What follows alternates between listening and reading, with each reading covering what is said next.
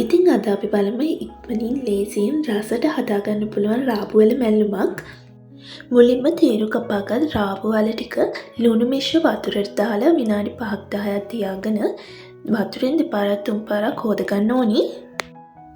ඊට පස්සේ අපි පොල් මැල්ලුම හදාගන්න ඕනේ. බ්ලෙන්ඩර් ජාරයකට සුදු ලුණු අමුමිරිස් කොච්චි කරපිංච ටිකක් රසායන ලුණු ගම්මිරිස් කහ ටිකක් එකතු කරගෙන මම ඒකට සෝදුරු ටිකකුත් එකතු කරගෙන පොල් ටිකක් දාලා බ්ලෙන්ඩ් කරගන්නවා. ඊළඟට සෝදාගත්ත රාපු වලයකට කහ ටිකක් ලුණු ටිකක් රම්පෙ කෑල්ලක් තැම්බෙන්න අවශ්‍ය වතුර දාලා සාමාන්‍ය ගින්දරේ මේක තඹ ගන්න ඕනි. රාපු වල ටික තැම්බුණාට පස්සේ අපි පොල් මැල්ලුම එකතු කරගෙන මේ විදිහට කූරු ගා ගන්නවා.